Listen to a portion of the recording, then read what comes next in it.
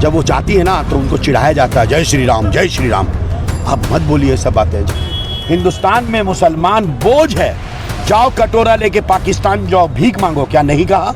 कोई भी बम आ जाए हमारे दम के आगे सब बम फेल। तो जहाँ जब रोड शो कर रहे हैं आपने तो देखा है, बीजेपी का तो कोई आदमी दूर दूर तक नहीं दिखता है, कहीं कहीं गलती से झंडा दिख जाता है। दीदी ने दो रोड शो किया और 2 मीटिंगें की। भाई दीदी पूरे बंगाल में प्रचार कर रही, तबीयत खराब है, सोमवार को आपने देखा बारिश में भी, मगर दीदी का कमिटमेंट अपने लोगों के लिए कि वहाँ के लोगों से अपनी बात रख रही है।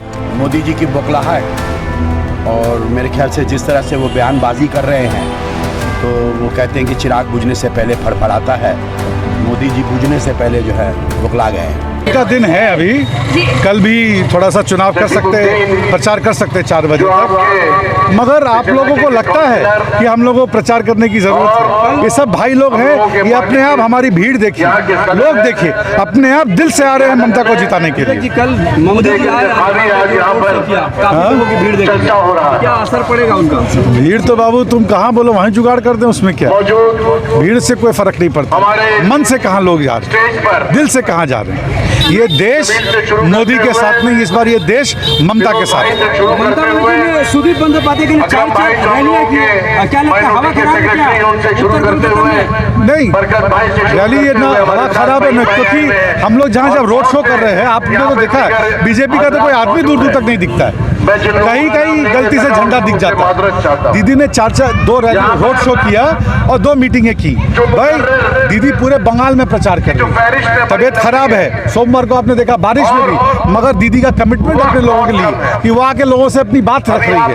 भाई दीदी बोलती है आपने मुझे वोट दिया नहीं दिया, मैं आपकी चीफ मिनिस्टर हूँ, आपके लिए सारा काम करती हूँ, मगर मैं अपनी बात भी तो रखूँ आपके सामने कि मुझे भी वोट दीजिए, मुझे भी मौका दीजिए। कांग्रेस को आरोप लगा रही है, हम बंगाल के कांग्रेस को अलायंस का हिस्सा नहीं मानते, हम बंगाल के कांग्रेस को नहीं जानते, क्योंकि बंगाल की कांग्रेस और सीपीएम जो है इनडायरेक्टली, जैसा हमने सुना है, हमारी भूल भी हो सकती है, हमने सुना है इनडायरेक्टली बीजेपी को मदद कर रही है। दीदी चाहती हैं सुदीप के लिए, देखिए पिछली बार कोविड के कारण बहुत सारी रैली नहीं हो सकती जब मैं चुनाव लड़ रहा था, तो इस बार दीदी सबका खामियाजा पूरा कर रही हैं, ज़्यादा से ज़्यादा मीटिंग कर रही, रैली कर रही है, यहाँ डायमंड हार्बर, जादवपुर, शामपुकुर, सब जगह दीदी आज मीटिंग कर रही है अपने सारे कैंडिडेट्स के लिए कि भाई, क्योंकि हर कैंडिडेट हमारे यहाँ हर सीट पे कैंडिडेट ममता बनर्जी है, तो ममता बनर्जी सुदीप के लिए कैंपेन नहीं कर रही, खुद के लिए कर रही है, टीएमसी करे आवाम के लिए रैलियां कर रही है, मीटिंग कर रही है।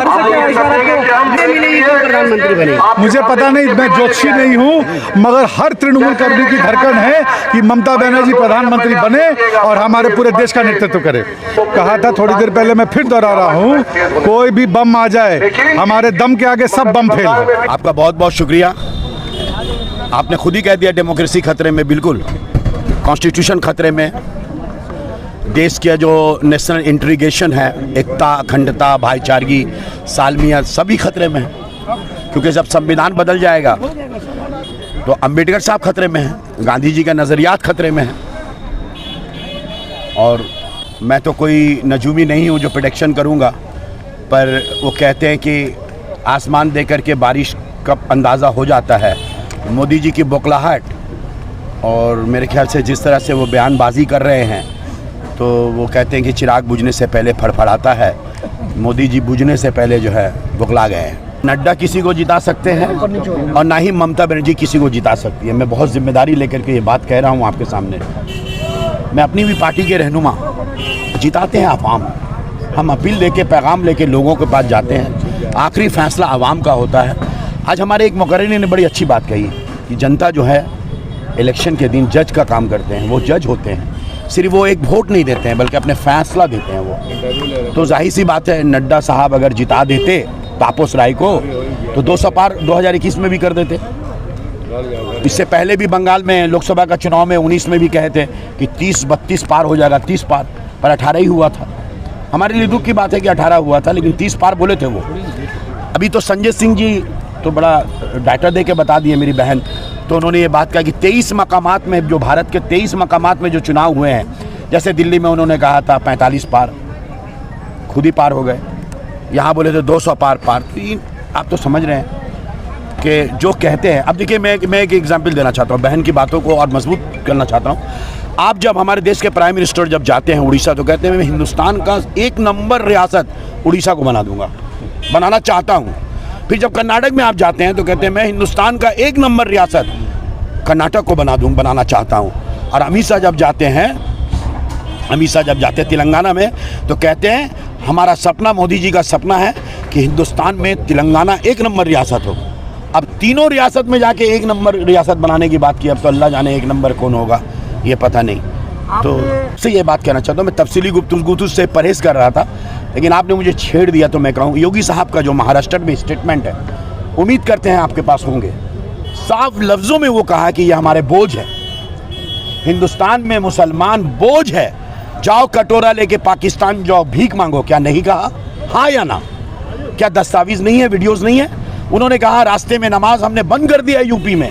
उन्होंने कहा कि मस्जिदों से हमने माइक उतरवा दिए हैं। उन्होंने कहा ये औरंगजेब का रूह है इन लोगों में, ये बाबर की औलाद है। कहा कि नहीं कहा? हिमंत बिश्व शर्मा बाटा, कॉलेज स्ट्रीट बाटा में आके क्या जहर बोल दिए कि दुकान, हमारे मदरसों से उन्होंने दुकान कहा जहां इमाम मुल्ला होता है। आप बताइए, जहां हमारे दीन पर हमला नहीं है, तो जहां बीजेपी और बीजेपी के रहनुमा हमारे आज़ान को बैन करने की बात कर रहे हैं, हमारी माँ और बहनों का हिजाब यानी कि फातिमा ज़ोहरा रज़ी अल्लाह ताला अन्हा का पर्दा छीनने की बात कर रहे हैं, वहाँ बीजेपी का झंडा लेके जो जाएंगे वो मुनाफिक हुए कि नहीं? मैं आपसे कहना चाहता हूँ, जब यजीद इमाम हसन और करबला में जो शहीद कर रहे थे उस वक्त भी मुनाफिक थे। मैं आपको दावे के साथ में कहना चाहता हूँ, जब प्रधानमंत्री खुद हिंदू और मुसलमान कह रहे हैं, कहते ये घुसपैठिया है, हम लोग ज़्यादा हमारी माँ बहन का तौहीन नहीं है? बेटी बचाओ, बेटी को पढ़ाओ, मेरी माँ बहन का, मुसलमानों की माँ बहन का बेइज्जती नहीं है, बच्चा पैदा करने वाली मशीन है हमारी माँ बहन। मैं बताऊं किसके कितने बच्चे हैं?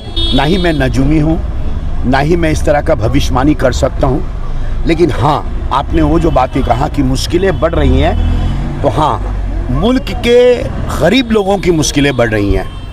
ये जग जाहिर हो गया। 400 का पेट्रोल, 1100 रुपया गैस सिलेंडर, पेट्रोल 56 का 110 रुपया, डीजल 36 का 103 रुपया।